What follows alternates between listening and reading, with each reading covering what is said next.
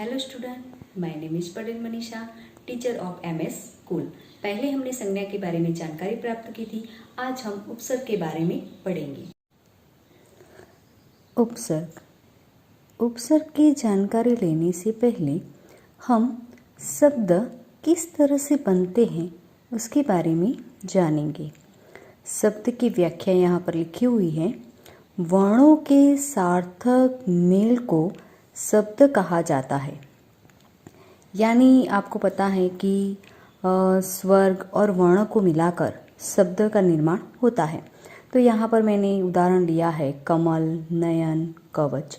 सार्थक मेल यानी सही तरीके से जोड़कर शब्द बनते हैं। यानी यहाँ पर वर्ण अगर हम ले लेते हैं कि क, ख, घ, तो यहाँ पर सिर्फ वर्ण ही आपको मिलेंगे, लेकिन उन वर्णों को सही तरीके से रखकर हमें शब्द मिलता है। जिसी तरह यहाँ पर मैंने लिया है जो क है वो भी वर्ण है, म है वो भी वर्ण है, ल है वो भी वर्ण है, लेकिन सही तरीके से उसे रखकर हमें एक नया शब्द मिला। यानी सार्थक मेल से शब्द का निर्माण होता है। इसके अलावा उपसर्गों, प्रत्ययों, समास के कारण भी शब्दों का निर्माण होता है। जिस तरह से यहाँ पर मैंने उदाहरण लिया है अ प्लस ज्ञान इक्वल अज्ञान। यहाँ पर आप देखेंगे कि जो ज्ञान है वो मूल शब्द है, लेकिन उसके आगे उपसर्ग लगाने से जो अ है वो उपसर्ग है। तो उपसर्ग लगाने से हमें नया शब्द जो मिला वो है अज्ञान। तो यहाँ पर जो अज्ञान शब्द मिला वो किसके कारण मिला? उपसर्ग के कारण मिला। इसी तरह यहाँ पर दूसरा उदाहरण मैंने लिया है मानव इक्वल ता मानवता। तो जो मानवता है वो मूल शब्द है और जो ता है वो प्रत्यय है, और उससे जुड़ने से जो नया शब्द मिला वो है मानवता। वो भी हमें किसके कारण मिला? प्रत्यय के कारण। तो यहाँ पर प्रत्यय और उपसर्ग के द्वारा नए शब्द का निर्माण होता है। तो यहाँ पर हम उपसर्ग के बारे में जानने के लिए उपस्थित हुए हैं। तो यहाँ पर उपसर्ग की व्याख्या हम देखेंगे। किसी शब्द से पूर्व जुड़कर उसके अर्थ में परिवर्तन ला देते हैं, उन्हें उपसर्ग कहते हैं। तो यहाँ पर हमने पहले उदाहरण में भी देखा है कि किसी शब्द, यहाँ पर आपको जो व्याख्या में कहा किसी शब्द के पूर्व यानी पहले, तो यहाँ पर आप देख सकते हैं कि किसी शब्द के पूर्व उपसर्ग जुड़कर जो नया शब्द मिलता है उसे हम उपसर्ग कहते हैं। तो यहाँ पर उप प्लस सर्ग इक्वल उपसर्ग।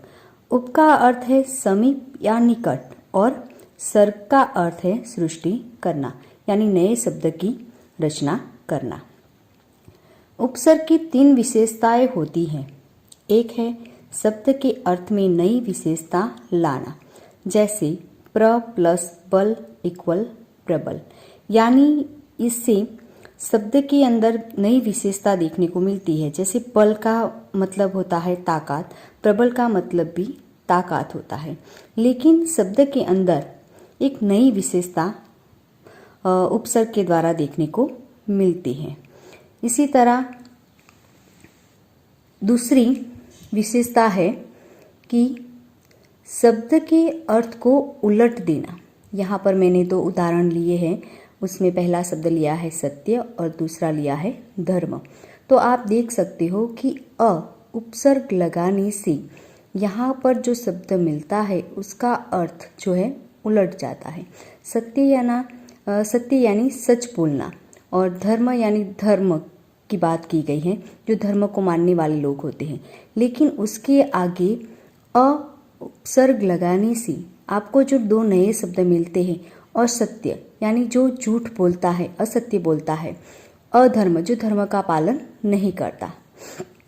इसी प्रकार तीसरी विशेषता है शब्द के अर्थ में कोई खास परिवर्तन न करके मूलार्थ के इर्द गिर्द अर्थ प्रदान करना।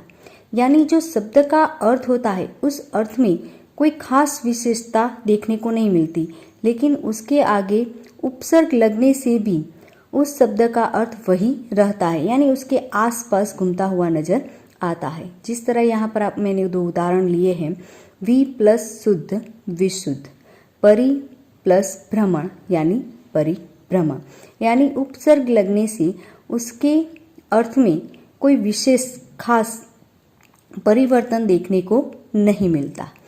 यहाँ पर उपसर्ग शब्द के निर्माण में बड़ा ही सहायक होता है। एक ही मूल शब्द विभिन्न उपसर्गों के योग से विभिन्न अर्थ प्रकट करता है। यहाँ पर कहने का मतलब है जो उपसर्ग है वो शब्द के निर्माण में बड़ा ही सहायक है, क्योंकि उसकी सहायता से हम बहुत सारे एक ही शब्द के अंदर उपसर्ग लगाने से हमें नए नए शब्द मिलते हैं। तो यहाँ पर उदाहरण के तौर पर मैंने लिया है हार। जो हार शब्द है, जो मूल शब्द, आप देख सकते हो कि तीनों उदाहरण में मैंने हार शब्द लिया है, लेकिन उसके आगे मैंने अलग अलग उपसर्ग लगाए हैं।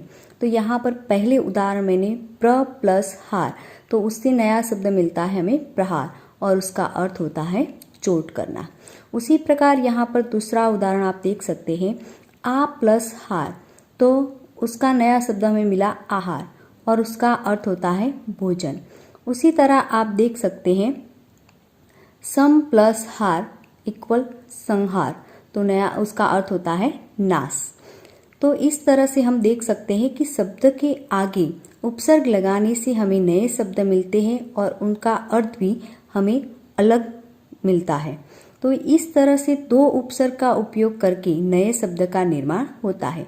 जिस तरह से हमने यहाँ देखा कि एक उपसर्ग लगाने से शब्द का निर्माण होता है, उसी प्रकार 2 उपसर्ग लगाने से भी शब्द का निर्माण होता है। तो यहाँ पर मूल जो है वो शब्द दिया गया है करण, उसके आगे हमने 2 उपसर्ग लगाए हैं, निर प्लस आ, तो यहाँ पर नया शब्द मिला निराकरण। सम प्लस आ प्लस 4, तो समाचार। अ प्लस सु प्लस रक्षित इक्वल असुरक्षित, यानी आपने देखा करण, चार, रक्षित जो है मूल शब्द है, लेकिन उसके आगे 2 उपसर्ग लगाने से हमें 3 नए शब्द मिले। तो यहाँ पर हमने उपसर्ग के बारे में जानकारी प्राप्त की। Thank you.